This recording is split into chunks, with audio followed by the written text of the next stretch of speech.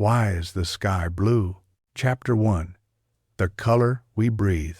The first time you asked why the sky is blue, you probably didn't want a lecture. You wanted an answer that felt like a secret, not a textbook, not a scolding, not a shrug from a grown-up juggling groceries. You wanted the kind of truth that unlocks a door. This is that door. It leads through air so thin you don't even feel it, through sunlight older than any story we tell, and into the small, restless vibrations of atoms that get excited when light rushes past. The end of that road, the answer that's been waiting since before the first people tilted their heads and wondered, is humble and beautiful. The sky is blue because tiny things, smaller than dust, smaller than smoke, scatter daylight, and the short, shy waves we call blue dance the hardest when air makes them wobble. That's it. But it's also not it. The truth is a chorus, and the solo only makes sense when you hear the whole song. Begin with sunlight. It looks white. It is not. White is what our eyes call a crowd when we can't be bothered to name each face. Sunlight is a spectrum, a smooth spread of colors from deep red to violet together, creating the near equal blend our brains interpret as white. You can pull those colors apart with a prism or watch rain do it for you in arcs we call rainbows. The sun hurls this spectrum across 93 million miles of emptiness, and for most of that crossing, the light travels untouched. Then, in the last few hundred kilometers, it penetrates Earth's skin of air. This skin, our atmosphere, is mostly nitrogen and oxygen, with a scatter of argon, carbon dioxide, water vapor, and the fickle breath of everything that lives. It is tasteless, shapeless, invisible in a glass jar, weightless on your tongue, but it is there. A sea of molecules swarming in thermal motion, colliding, vibrating, rotating, emitting whispers you can't hear, and scattering light that you can. Imagine riding a sunbeam through this sea. Ahead, countless particles smaller than the wavelength of the light itself. This is the scale of the sky, the world of the tiny, where light is both wave and particle, and neither metaphor helps unless you're generous. If you were that sunbeam, you'd discover that the air doesn't treat all colors equally. Long red wavelengths are lazy ropes. They thread their way between molecules with less fuss. Short blue wavelengths are tight springs. The moment they encounter a tiny scatterer, a molecule that's electrically polarizable, they get yanked and jittered and flung sideways. There's a math to this preference. The intensity of scattering in the regime of tiny particles scales like the inverse fourth power of wavelength. Halve the wavelength, and the scattering increases by 16. The air makes a feast of the blues and violets. The name the world gave this is Rayleigh scattering. Picture a Victorian room, oil lamps glowing, equations chalked on slate. John William Strutt, 3rd Baron Rayleigh, was the kind of patient mind who listened to nature until it spoke in mathematics. He figured out that when light interacts with particles much smaller than its wavelength, the electric field of the wave pushes the electrical charges in those particles into a tremble. Those trembling charges become little antennas, dipoles, that re-radiate light in all directions. Because this trembling is more vigorous for shorter wavelengths, blue gets scattered much more than red. The sky becomes a map of that scattering. Blue thrown toward you from every direction, filling the dome above. But then another voice, half a century later, adds harmony. In 1910, a young patent clerk turned physicist wrote a short paper to answer a deceptively simple question. Why is the sky blue? Albert Einstein's explanation used a microscopic view of fluctuations in density and polarizability, tying the color of the sky to the tiny variations in the air itself. Light in his telling, is jostled by the restless granularity of the atmosphere. The math agreed with what we see and deepened the picture. The sky's blue isn't painted on. It is brewed, molecule by molecule, moment by moment, from the restless dance of air. If blue scatters more, why isn't the sky violet? The spectrum of the sun isn't flat. It's a complex curve shaped by the black-body glow of a 5,800 Kelvin surface layered with absorption lines of elements and bands of molecules in our atmosphere. There's less violet in the solar spectrum than blue. More importantly, our eyes are not neutral witnesses. We carry 3 types of cone cells tuned roughly to red, green, and blue, though blue cones peak in the blue-violet range and are fewer in number and more peripheral. The brain weighs their signals and constructs color. In broad daylight, it leans toward blue when it stitches the sky together, biasing perception. The violet that does scatter is partially swallowed by the upper atmosphere. Ozone has absorption features that bite at the violet and near ultraviolet, trimming that end of the spectrum. And so, our perception plus physics pulls the sky's wash toward blue. Walk outside at noon on a clear day. Look up. The blue is deeper overhead than near the horizon, isn't it?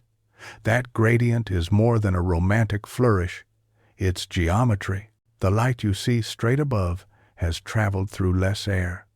There's a shorter path, fewer chances to scatter away.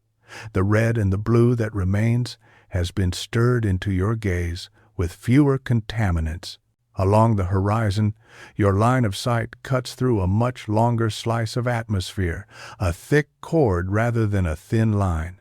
That longer path means more overall scattering, and with each scatter, light can change direction many times before it reaches you. This nearly always favors shorter wavelengths, but the multiple scatterings also wash out the purity of the color, pick up some whitish glare, and add the smudged contributions of aerosols and dust. The result? A paler, milkier blue near the edges of the dome, deepening toward zenith like water in a pool. Then there are clouds, buckles of white stitched across the blue. They are great reconciliations in the sky, reminders that not all scattering is Rayleigh scattering. Cloud droplets are larger than the wavelength of visible light micrometers instead of nanometers, so they scatter all colors more equally. That regime is called Mie scattering, after Gustav Mie, who described how particles comparable in size to the wavelength push light around. In clouds, the light is bounced many times in complex ways, washing the color into a uniform brightness. White, not pure. If you look closely, you see grays and creams and shades that tell you about thickness and shadow, but white enough that children draw them that way and adults rarely object. This contrast blue air, white cloud isn't a contradiction. It's the sky using 2 different dialects to say light is scattered. The blue grows more dramatic when you add a trick, polarization.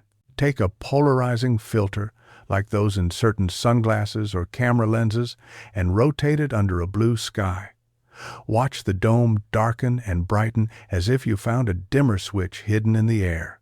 The scattered skylight is linearly polarized because the induced dipoles and molecules radiate more strongly perpendicular to their axis of oscillation.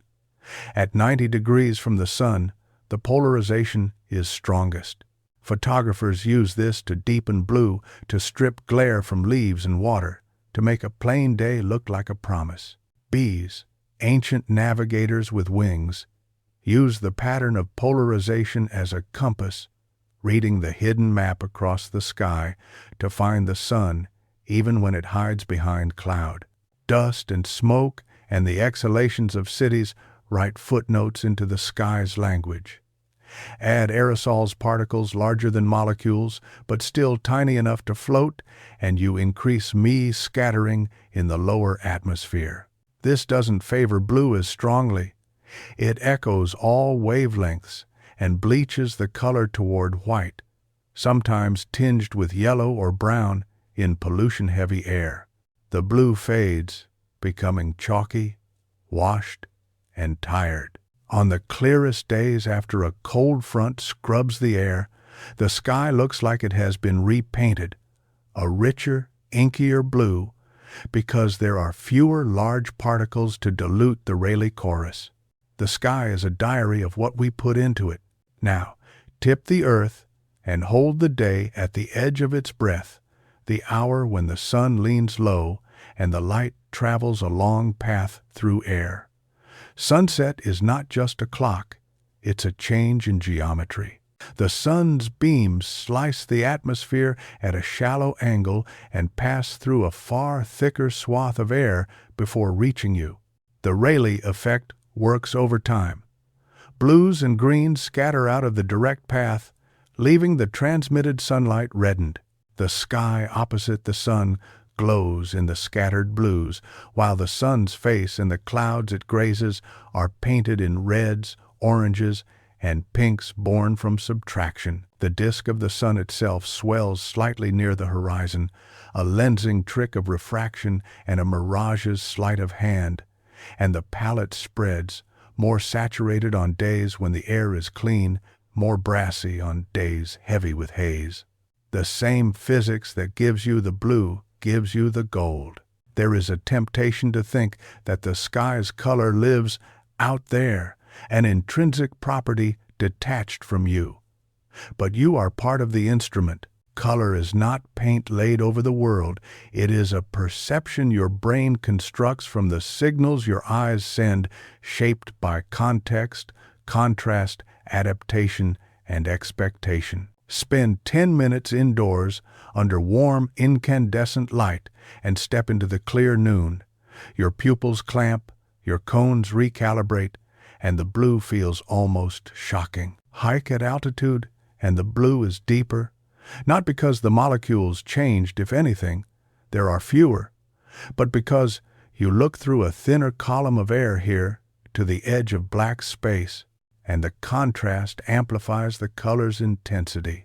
Sail the ocean far from land and see how the sky's blue plunges down and the water borrows and returns it, a conversation of reflections. Travel to the polar circles and watch the low sun set long and pale and repeat itself in mirrors of ice. There the sky seems drained, as if the day had been diluted. All of these are the same physics refracted through different environments and the architecture of your perception. Take a breath. The air that fills your lungs is the same air that makes the sky. The nitrogen, 2 atoms bound tightly in a triple bond, constitutes nearly 4/5 of every inhale. Oxygen, 2 atoms joined in a double bond, nearly 1/5. The rest is spice and season. Argon's quiet inertness, carbon dioxide's restless cycles, water's thirst to condense and dissolve and fall and rise. These molecules have no intrinsic color in the visible range. They are transparent, almost maddeningly so. But they are polarizable. When an electromagnetic field passes, their electron clouds shift, stretch, and relax in ways that let them re-radiate some of the energy as scattered light. It is the vulnerability of these molecules to light's touch, their softness to the wave that becomes the sky's color. It is, in a way, the color of their willingness to be moved. Try a human-scale experiment. In a glass tank filled with water, dissolve a few drops of milk or add a pinch of flour. Shine a beam of white light through the side and look at the tank from the front. The beam glows bluish from the side, short wavelengths scattered toward your eyes, while the transmitted light emerging on the far side is warm, reddish, because the blue has been skimmed away. This is the Tyndall effect, named for John Tyndall, who observed it in colloids. It's not identical to Rayleigh. Scattering the particles in milk are larger than molecules, and me physics pushes the behavior, but the lesson rhymes with the sky. Short wavelengths are scattered more, and the light that keeps going is reddened. The tank becomes a tiny atmosphere, the milk a man-made cloud, and you get a sunset in your hands. There are planets where the sky tells a different story. On Mars, the air is thin, less than 1% of Earth's pressure, and saturated with fine dust. The Martian sky, paradoxically, can be butterscotch or salmon during the day, while sunsets cast a blue that lingers near the sun. There, iron-rich dust and particle-size distributions tilt the scattering toward longer wavelengths in diffuse skylight and toward shorter in the direct forward scattering near sunset. On Titan, Saturn's largest moon, a thick haze of complex hydrocarbons blocks visible light and filters the sun into an eternal late afternoon, a dim sepia trickle. On Venus, a choking mantle of carbon dioxide and clouds of sulfuric acid scatter and absorb light so fiercely that the sky at the surface, if you could stand the pressure and heat, would be a hellish, dull orange. The color of a sky is the fingerprint of its air. Ours is blue because we breathe nitrogen and oxygen under a nurturing sun. The sky changes with altitude. In an airplane cruising at 12 kilometers, look out the window. The blue is darker, edging toward ink, because you have fewer molecules above you to scatter light into your line of sight. Astronauts report something more radical. At the Kármán line, beyond about 100 kilometers, the sky is black by day or by night. The sun burns white, too bright to look at, and the earth below is a luminous blues and clouds mosaic, a living planet wearing a thin halo, the limb where light skims through the atmosphere and scatters toward the observer. That halo is the sky turned on its side, compressed to a sliver. From there, you see how fragile it is, a faint, glowing band that records our entire weather, our breath, our flights, our fires. Blue records pollution too. Volcanic eruptions throw aerosols into the stratosphere and tint sunsets for years. Forest fires send soot that flattens the sky's color and seeds strange twilights. Cities pump out particles that turn the dome gray and lower and make the contrasts cruel. On certain afternoons, the sun becomes a copper coin, and the sky's blue surrenders early. When the air clears, you feel it like thirst quenched. The horizon sharpens, distances shorten, and the sky seems taller, as if someone has raised the ceiling. The color of the sky is not just physics, it is an environmental report card, an immediate measure of what lives in the air you share with every other lung. Consider also the ways your brain edits color to keep the world stable. Walk from shade to sunlight, and the leaves stay green, the paper stays white. This constancy is a cognitive achievement, not a given. The sky, however, is a field with no true local color in your mind, no canonical value your brain is eager to preserve, so you notice its changes more acutely. On winter days, with low humidity and clear air, the blue seems metallic. In humid summer, it's pastel and sleepy. After rain, every distant hill is carved clean, and the blue snaps into place like a crisp new sheet. You become a connoisseur without trying, learning the vocabulary of your particular region: coastal glare, mountain cobalt, desert sapphire, urban pallor. Ask a painter, and they'll tell you there is no single tube called sky blue that works every day. They mix it fresh because the sky is mixed fresh. Breathe again. The answer to the original question is simple enough to survive the most impatient child and rich enough to satisfy a lifetime of looking. The sky is blue because shorter wavelengths of sunlight are scattered more efficiently, by the tiny molecules in our atmosphere. Our eyes and brains then interpret this scattered light as the color filling the dome above. That's the refrain. But the verses are endless. The horizon's wash, the cloud's whiteness, the ocean's borrowing of sky, the polarization map bees can read, the sunset's long red burn, the way altitude darkens the day. Each is a facet of the same gem. You could end here, content with the elegance. But you would be leaving something on the table. The human part, the inexplicable tenderness that grows when you understand a thing and still find it beautiful. Knowing why the sky is blue doesn't ruin a sky any more than knowing a song's chords ruins the song. In fact, it makes the day feel more intimate, as if the world had leaned closer to confide in you. The blue above is not paint and not magic. It is the daily conversation of light and air. It is the color of sunlight made social, of particles reluctant to be still, of a planet wrapped in breath.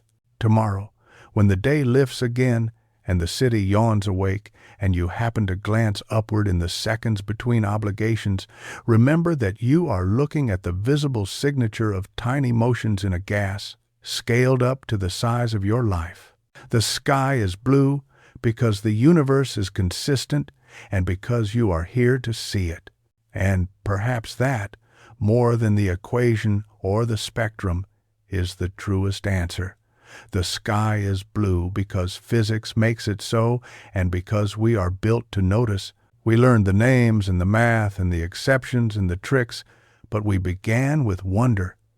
Every child's question is the seed of a science. Every adult's answer is a bridge back to that first bright curiosity. Stand under the dome, tilt your head, ask again, and let the answer arrive as it should, as daylight scattered, as blue. Chapter 2. The many ways blue becomes itself. Let's widen the lens. If Chapter 1 was the doorway Rayleigh scattering, the short of it, Chapter 2, is the house tour. We'll walk from foyer to attic, from the equations that sketch the sky's bones, to the artistry of weather and dust that paints its skin, to the ways our eyes and language decide what counts as blue, to the cousins of our blue twilights, halos, and hard-earned reds that complete the family portrait. The aim is simple: to finish knowing enough to look up and see more. Begin with the pulse in the machinery. Imagine the atmosphere as a crowd of tiny, jostling dipoles molecules whose electrons can be nudged by the passing electric field of sunlight. When light comes through, each molecule's electron cloud is displaced ever so slightly. That displacement turns the molecule into a tiny broadcaster, radiating light in all directions, strongest perpendicular to the direction it was pushed. In the limit where the scatterers are much smaller than the wavelength of light, the power sent off into the world scales as 1, lambda to the power of 4. This is the inverse fourth law you met last chapter. You don't need the derivation tensor algebra and polarizability coefficients. Take all the romance out of it, but keep one image. Blue is short, violet shorter still, red long. Short gets jostled more. Now notice a subtlety. The sky's blue is not the blue of pigment. Paints and fabrics swallow certain wavelengths and return the rest. The sky's blue is broadcast into your eyes from everywhere at once, a color made by subtraction from the direct sunbeam, which loses its blues to scattering, and by addition from the ocean of scattered light that floods your line of sight. That's why the sky has depth. It's not merely surface. It is volume made visible.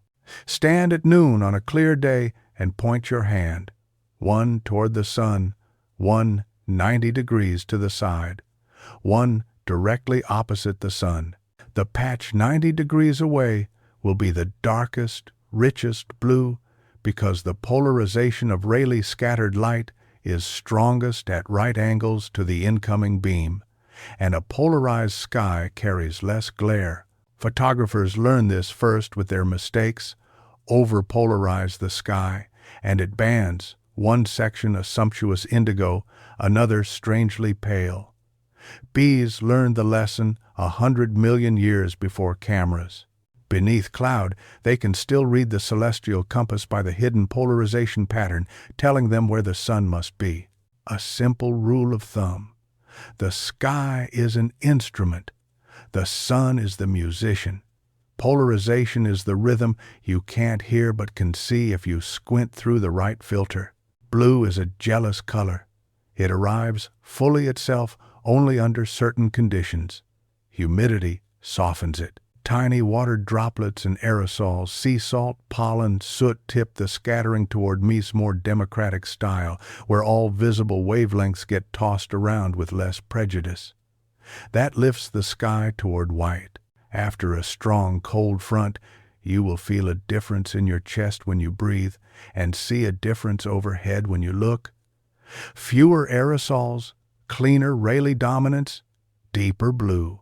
Go to high desert in winter and the dome can feel like a cut gem, its tonal gradient sharp, its zenith nearly marine. Go to an autumn city wrapped in smog and the sky goes flat, a chalkboard with finger-smeared dust.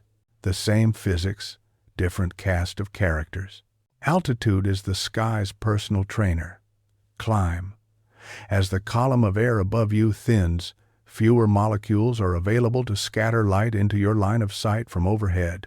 Paradoxically, this deepens the blue because you are looking through less whitish contribution from multiple scattering at low angles, and because your gaze brushes closer to the black of space, setting a darker reference. At 18,000 feet, the noon sky leans toward cobalt. At the edge of space, it surrenders to black.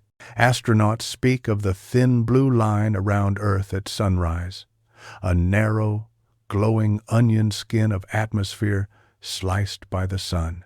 You see with your own eyes that our sky is delicate. That vision touches people. It's difficult to remain glib about air once you've seen how little of it there is. And yet, for all its fragility, the sky is a master of pageantry when day leans into night. The blue, you know, is a daytime creature born of randomization. Twilight brings choreography. As the sun sinks, the path length of its light through air grows, and Rayleigh's preference for short wavelengths works on the direct beam like a sieve.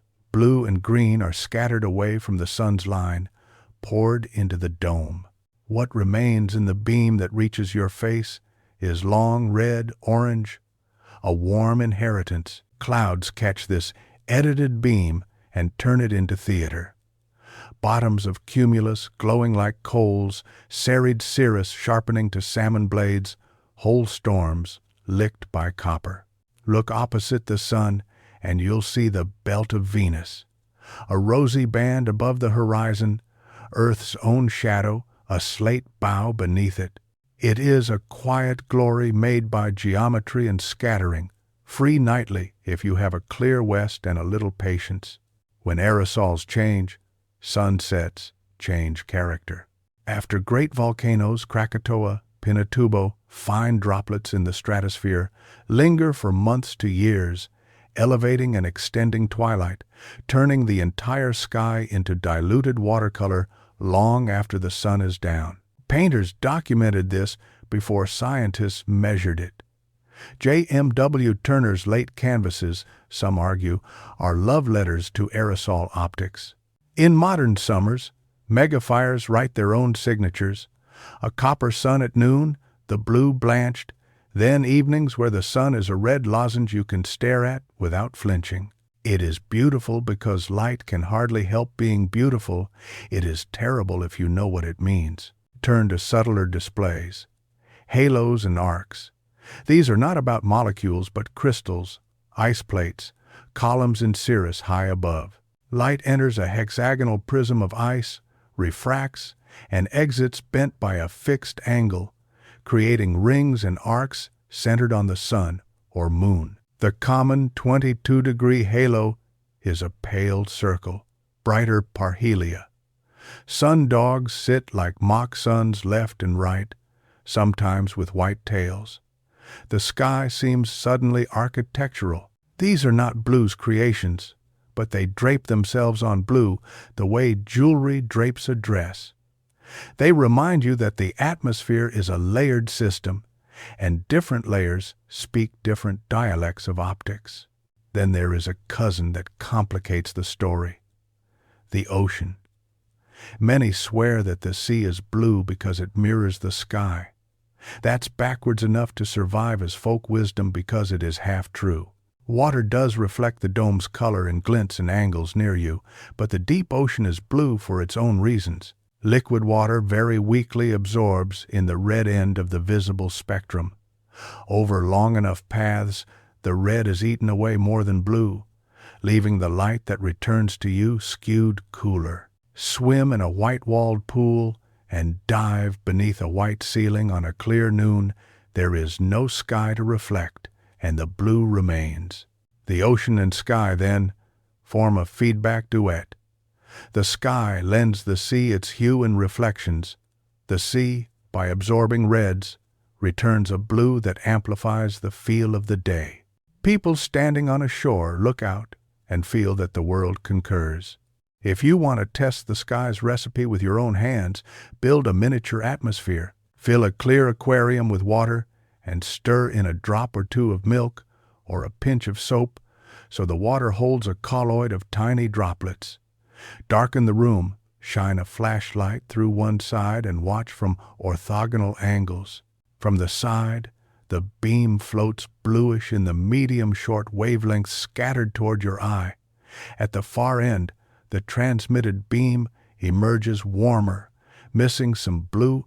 Now toss fine flour or a spritz of aerosol hairspray through the tank to add larger particles. The side glow whitens. You have in a few minutes taught yourself the difference between Rayleigh and Mie, between blue and cloud. There is a childlike joy in making a sunset in glass. Keep it. History deserves a paragraph, because the question, "Why is the sky blue?" doubles as a map of how we learn to learn. Aristotle thought the blue was an interaction between sunlight and dark vapors close to the earth.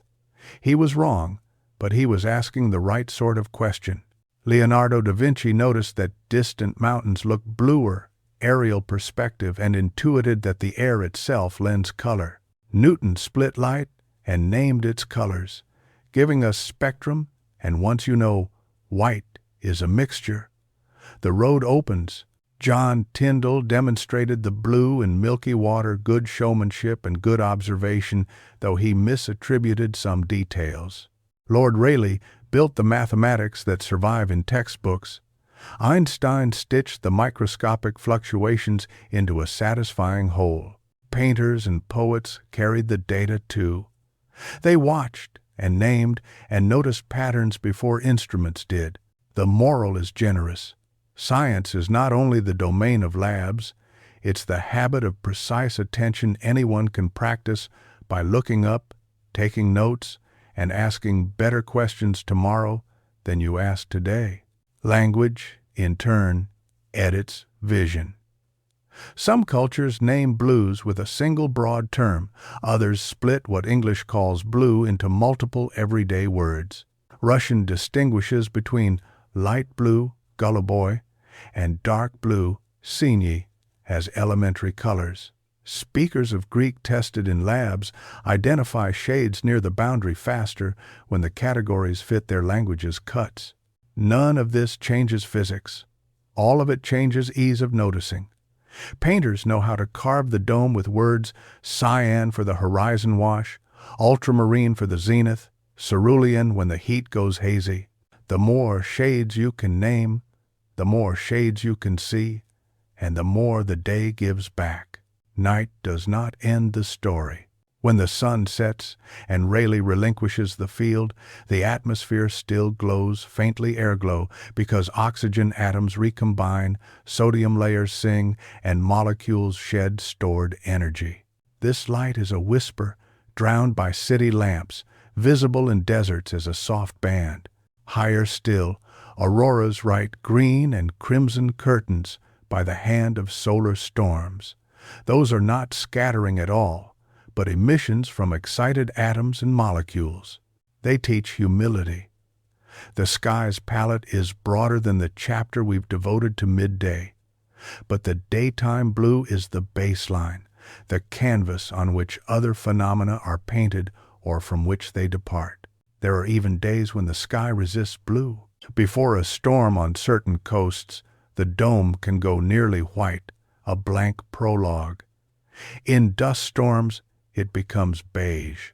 In the path of a solar eclipse, daylight drops as if someone dimmed a rheostat. Colors desaturate, birds mistake 2 p.m. for dusk, shadows sharpen, and you sense viscerally that our blue is an accident of alignment between a star and a thin film of gas. That realization, unromantic as it may sound, deepens appreciation. Fragile things are often the most beautiful precisely because they can be taken away. Let's return to perception. Your brain is not a meter, it is an artist committed to stability. White balance happens in your head. Spend time in a room lit by warm bulbs.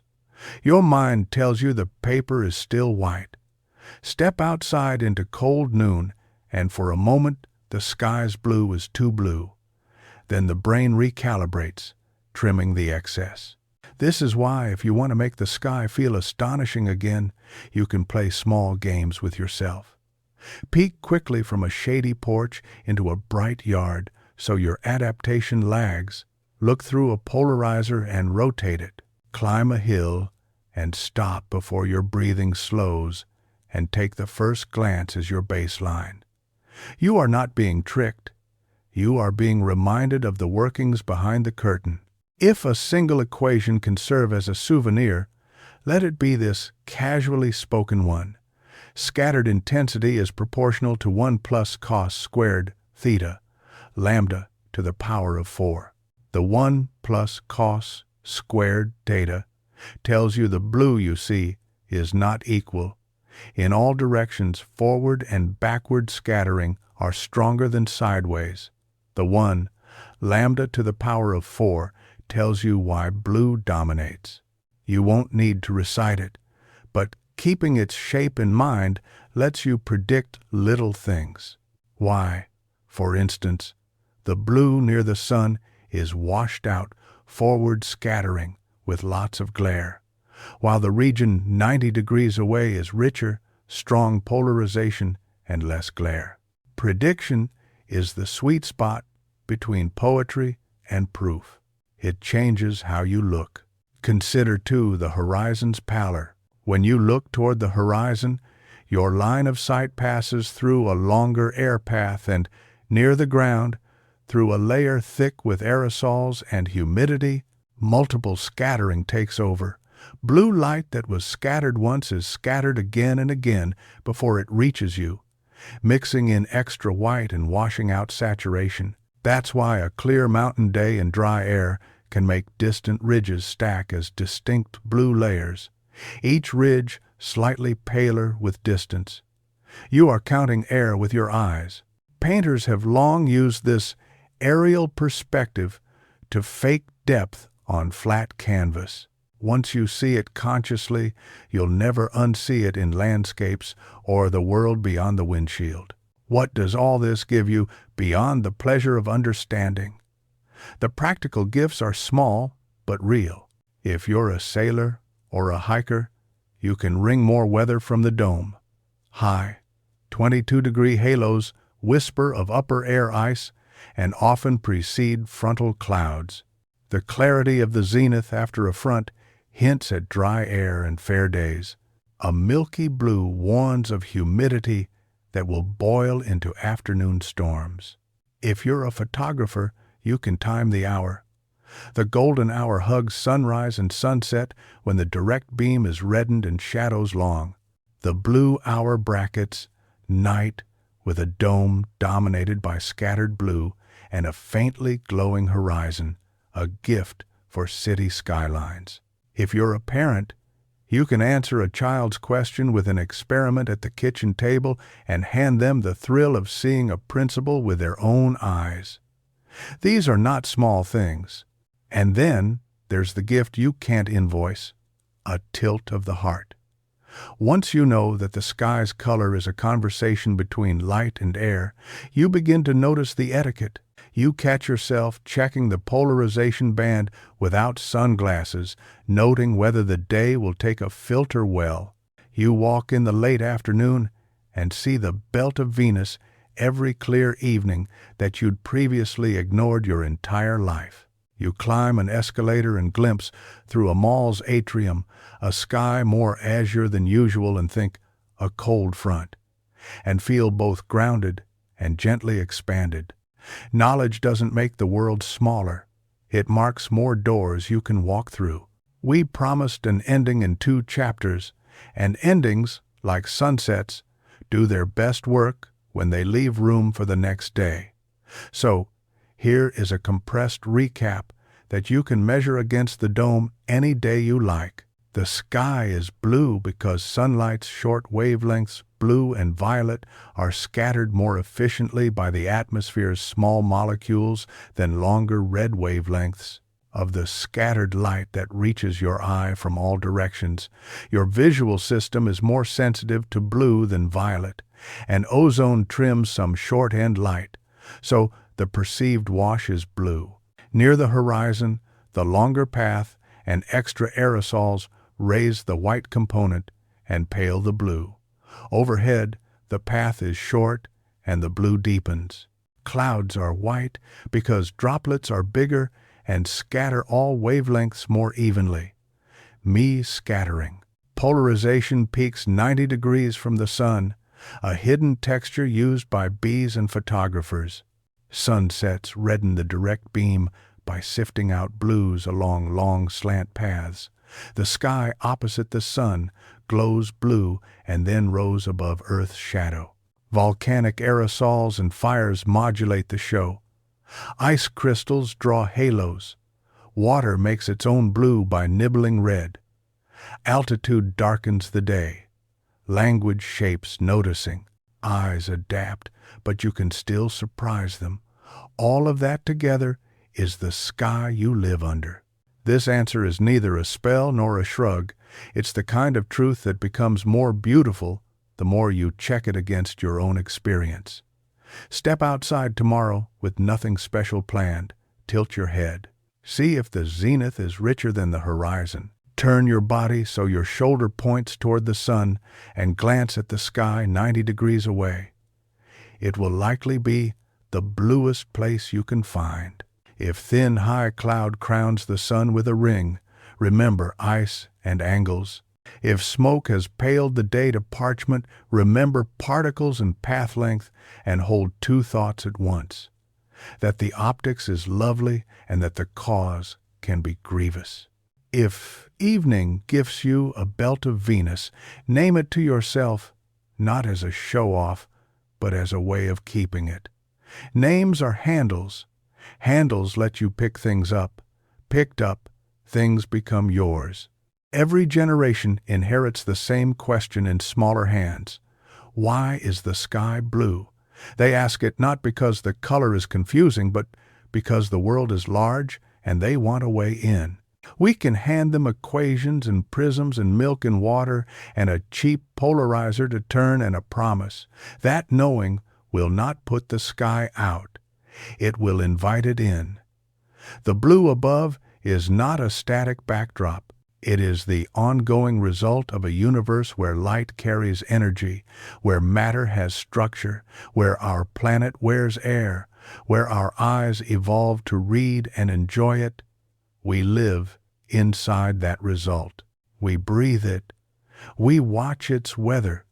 We use it to find home.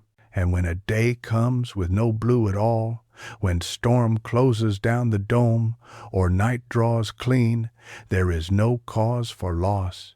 The reason the sky is blue contains the reason it sometimes isn't. Light's conversation with matter changes with angle, with particle, with hour, with season. The changing day is proof that the world is working. You can love that lawfulness, not as a machine, but as a companion. In that companionship, curiosity stays young. The next time someone next to you asks the old question, you will have an answer you can speak on a walk without breaking stride. You can point, and they can see, and the sky will sign its name across the day, the same as it ever has, and again for the first time.